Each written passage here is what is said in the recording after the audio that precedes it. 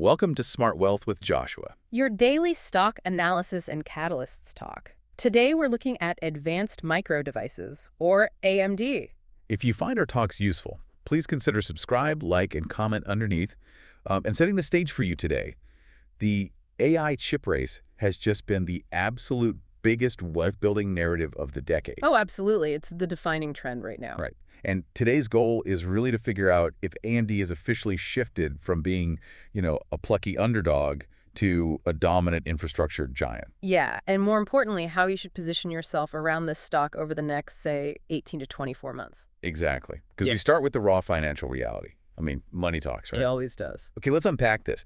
Because AMD's financial momentum right now is, it's almost like a massive cargo ship changing course. Yeah, that's a good way to look at it. It takes time. Right, it takes time, but once it actually turns, the momentum is just unstoppable. So how do their 2025 numbers actually prove this shift is happening?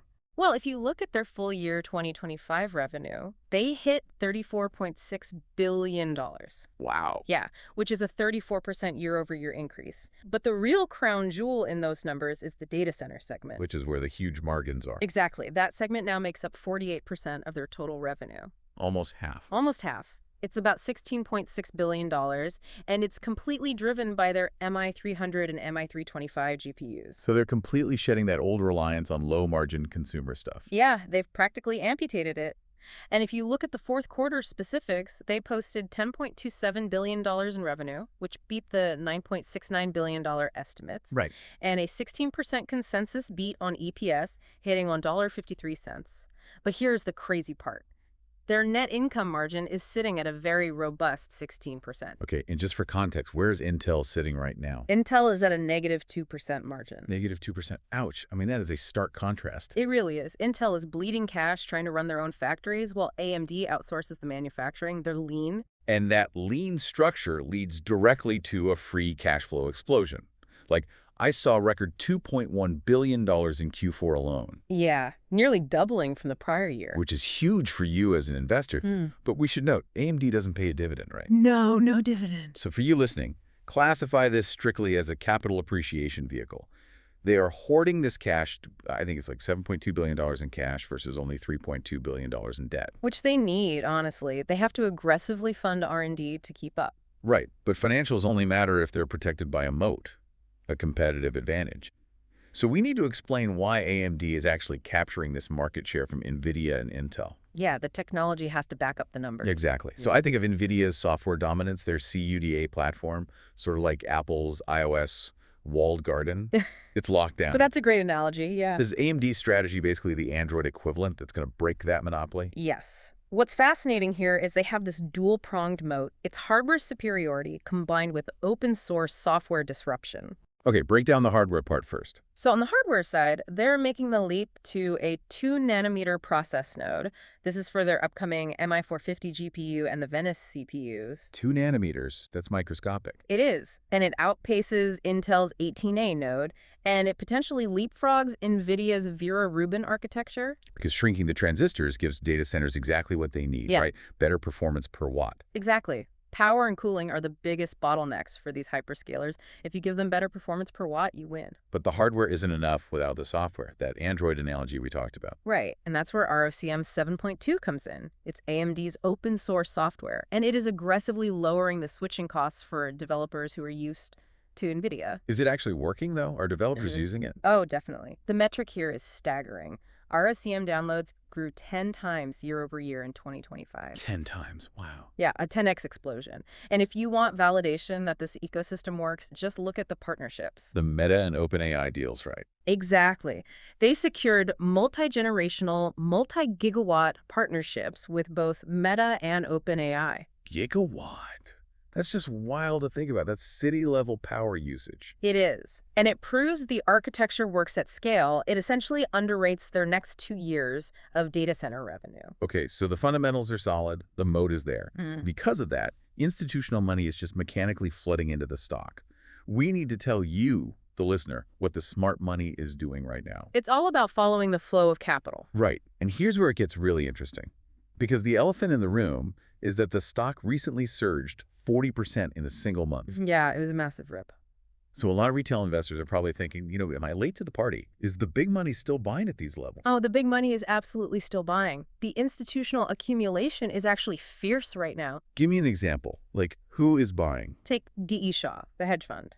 In Q4, they boosted their stake by 1,917%. Over 1,900%.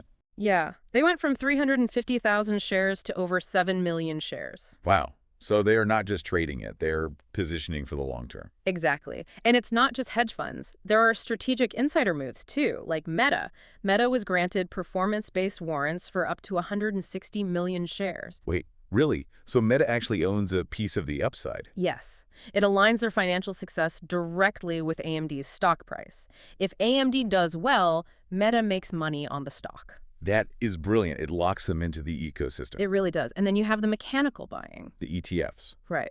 There have been record-shattering inflows like $5.45 billion into semiconductor ETFs like SOXX and SMH. And because AMD is such a massive weighting in those funds, that money just blindly forces AMD stock higher, doesn't it? Mechanically, yes. The fund managers don't have a choice. If you buy the ETF, they have to buy AMD. Okay, so mapping the technicals for someone looking to get, where are we at right now? Well, the stock is 22% above its 20-day simple moving average, and it's 29.1% above the 100-day. So it's running hot. Very hot.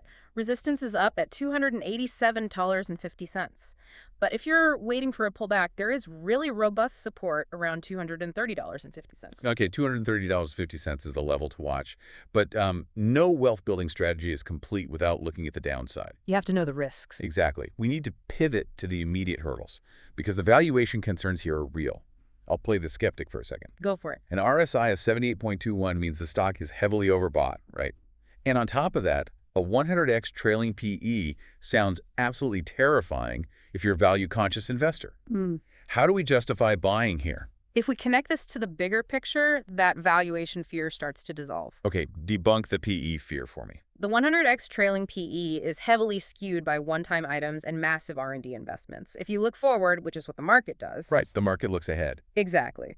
The forward PE is a very reasonable 32x. That's based on fiscal year 26 adjusted EPS estimates of $6.72. Okay, 32x is a lot easier to swallow than 100x. Especially when you consider the growth. For a company growing revenue at 34%, a 32x PE puts the PEG ratio comfortably below 1.0. And a peg under 1 is classic value territory in tech. Exactly. It's actually cheap relative to its growth. All right, what about the product risk? Morgan Stanley was warning that hyperscalers like Microsoft might just build their own custom ASICs. Yeah, application-specific chips. It's a real threat. If they build their own, doesn't that kill AMD's market? In the long run, it's a concern. But AMD's locked-in deals with Meta and OpenAI totally mitigate this risk for the short to medium term. They have guaranteed demand. So the runway is clear for now. Yes, and you really need to set your calendar for May 5, 2026. What's happening on May 5th? That's their Q1 earnings. The estimates are 1.18 EPS and $9.86 billion in revenue. It's a massive catalyst. Plus, we have this broader macro environment helping out. Right. The Hormuz ceasefire has created this favorable macro backdrop that's driving the broader NASDAQ rally. It's a huge tailwind. So what does this all mean? Let's bring it back to you, the listener, trying to build wealth. What's the final verdict here? The final investment thesis is an 8 out of 10 bullish score. Okay, 8 out of 10, okay. But you have to treat it as a multi-year hold. We're looking at an 18 to 24-month horizon. You're targeting that late 2026 ramp-up of the MI450 and the Venice CPUs. That's when the big payoff happens. Exactly. And analyst upgrades validate this upside. Stifel just set a target at $320, and Wells Fargo is looking at $345. Here are massive price targets. Yeah. But before we sign off, I want to leave you with one final kind of provocative thought. Something from the shadows of AMD's balance sheet. About the collateral concept. Yeah, AI hardware as financial collateral. Listen to this. AMD recently made a $300 million loan to a startup called Crusoe. Which is a huge loan for a startup. Huge. But the loan was literally backed by AI chips as the collateral. Not real estate, not cash, computer chips. Exactly. Think about how wild that is.